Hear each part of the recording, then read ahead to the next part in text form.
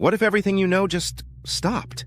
Your heartbeat, your breath, your thoughts. What if in the next second you died? What happens next? For centuries, it's been the ultimate mystery. What really happens when we die? Does everything go black? Do we float above our bodies? Do we meet lost loved ones? Or fall into eternal silence? Science, religion, and philosophy have all tried to answer it.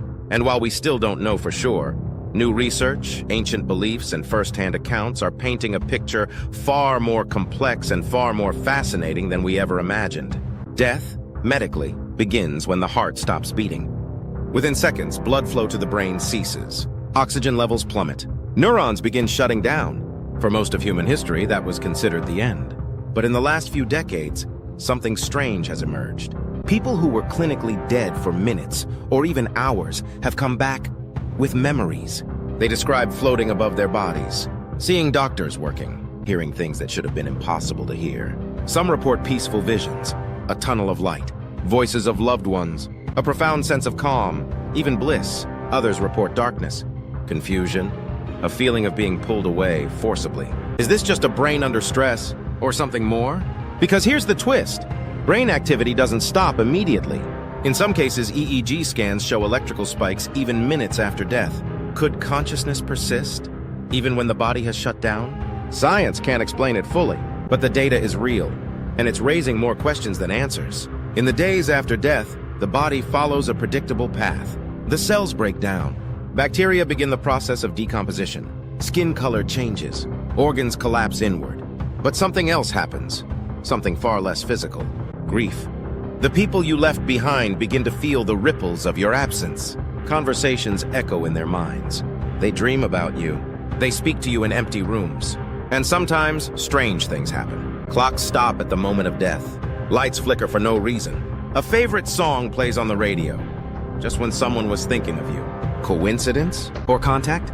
Across cultures, stories abound of loved ones appearing in dreams, of near-identical visions seen by people continents apart, and of an overwhelming feeling, not of loss, but of presence. Science labels this bereavement hallucinations. But to those who experience it, it feels like something more, a connection that continues, even after death. Over months and years, the legacy of your life unfolds. Your body returns to the earth, atoms breaking down, joining the soil, the air, the oceans. You quite literally become part of the planet again. Your memories live on in others, in photographs, in stories, in habits passed down, in jokes retold, in the way someone makes tea, just like you did. But there are deeper questions too. Does your consciousness continue? Some theories suggest that consciousness isn't just a product of the brain, but a field, like gravity or magnetism. Your body may be a receiver, and when it dies, the signal doesn't vanish. It returns to the source. Quantum theories even propose that death is a transition, not an end.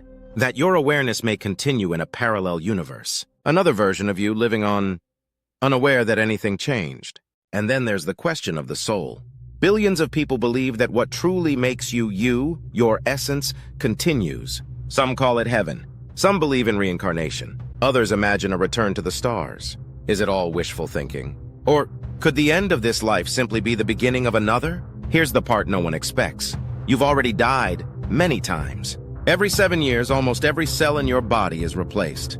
You're not the same person you were a decade ago, biologically or emotionally. Your childhood self is gone. Your teenage mind, gone. Even your memories are constantly edited, rewritten by your brain. So what is death really? Is it a moment? A process? A perspective? Some researchers now believe that death isn't a singular event, but a series of thresholds. Biological, psychological, existential. And that the line between life and death is not as sharp as we once thought. So what happens after death? We don't know for sure. But here's what we do know. Death gives life meaning. It reminds us that every moment is a miracle. Every word, every hug, every sunrise is temporary, and therefore priceless. Maybe the question isn't what happens after we die. Maybe the better question is, what will you do while you're still alive? Because one day your heart will stop, and your story on earth will end. But until then, you are the author. You choose the words. You shape the chapters. And perhaps, just perhaps, how you live will shape whatever comes next. If you believe in exploring life's greatest mysteries, subscribe. Because sometimes, the biggest answers start with the most uncomfortable questions.